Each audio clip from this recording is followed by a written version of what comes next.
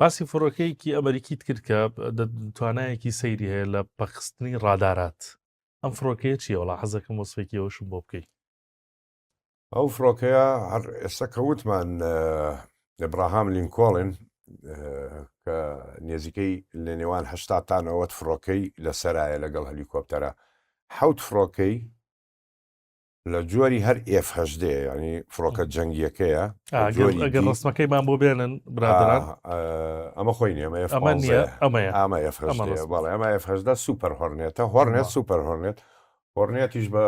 زمانی خۆمان با بڵین ینی زەردەواڵە باش ئەم فڕۆکەیە ئەتوانێت جەنگی بێتن ینی شەڕیش بکە بەڵام پێوترێت کراولەر F-18 کراولەر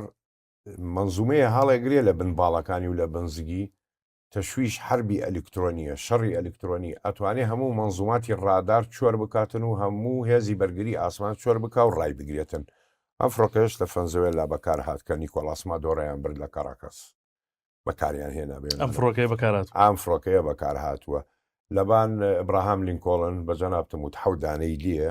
لەو نەوەت فڕۆکەیە حوتی لەمەیە و لە قاعدەی تەمیمیش هەیە هێناویانە لێنانش و لە ئوردنیش لێنانش هەیە ئیتر نازانە گەر چوو بێتە باکۆ بڵین بۆ ئەزەربایجان لەگەڵ ئەو فڕۆکە جەنگیانەی ئەمریکا کە لە چەند ڕۆژەیە چووە ئەوێنانە ئەم فڕۆکەیە ئیشی ئەوەیە بەڵام کە لە ئاسمانە بێ عینی جۆر فڕۆکە